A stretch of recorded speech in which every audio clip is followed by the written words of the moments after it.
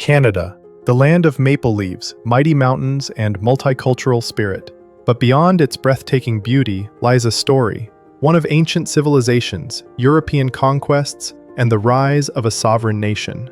Today, we journey through the incredible history of Canada, from its Indigenous roots to its modern identity on the world stage. Long before Canada was called Canada, its vast lands were home to Indigenous peoples, known today as First Nations, Inuit, and Métis communities. They lived here for thousands of years, with rich cultures, trade networks, and deep spiritual connections to the land.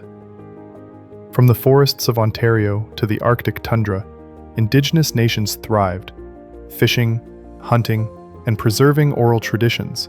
Their stories would lay the foundation of what we now call Canada. Around 1000 AD, Viking explorer Leif Erikson reached Newfoundland, the first known European to set foot in Canada. But permanent settlement wouldn't come for centuries. In the early 1500s, European exploration began in earnest. John Cabot, sailing under the English flag, explored Canada's eastern shores. But it was the French navigator Jacques Cartier who made history between 1534 and 1542, claiming land for King Francis I of France.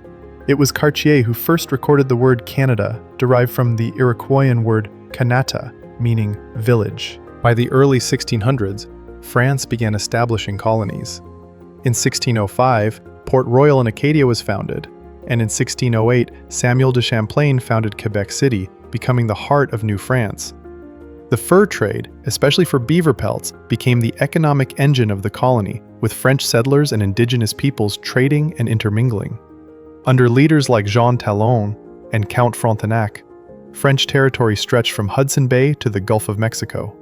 In the 1700s, France and Britain were locked in a global rivalry, and North America was a key battlefield. In 1759, the pivotal Battle of the Plains of Abraham near Quebec City saw the British defeat the French, leading to British control of Canada. Both commanding officers, James Wolfe and Marquis de Montcalm, died leading their troops. By 1763, France ceded most of its North American territories. Canada was now a British colony, but French-speaking Canadians, or habitants, remained, striving to preserve their language, religion, and culture. After the American Revolutionary War, many Loyalists fled the United States to Canada, settling in Nova Scotia, New Brunswick, Ontario, and Quebec.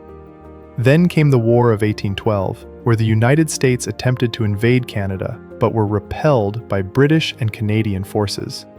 In 1867, a new chapter began. 3 British colonies, the Province of Canada, Nova Scotia, and New Brunswick, united through Confederation, creating a self-governing Dominion of Canada. It was a step toward independence, but Canada remained part of the British Empire. Canada played a major role in World War I. In 1917, Canadian forces achieved a major victory at Vimy Ridge, earning international respect. More than 60,000 Canadian soldiers died, making it the country's deadliest conflict. The war also led to social change. Women won the right to vote, in part due to their essential contributions at home. In 1931, the Statute of Westminster was passed, granting Canada full legal independence from Britain. From here, Canada stood as an equal partner in the Commonwealth. During World War II, Canada's economy boomed, producing weapons and vehicles for the Allies. Despite tensions over conscription in Quebec, the country ended the war with a strong economy and growing global influence. The 1960s Quiet Revolution in Quebec modernized the province, while nationalism surged. Canada also adopted the maple leaf flag in 1965, sparking debate, but eventually becoming a national symbol. By 1982, Canada patriated its constitution, ending all legislative ties to Britain and establishing full sovereignty. Canada today is a vibrant, multicultural democracy, home to over 40 million people. Its capital is Ottawa, and its largest cities, Toronto, Montreal, and Vancouver, are centers of culture, innovation, and diversity. Despite its size, Canada is sparsely populated, with forests, lakes, and tundra dominating much of the landscape. Yet, its heart beats in its cities, and its soul endures in the traditions of its many peoples, Indigenous, French, English, and immigrants from around the globe.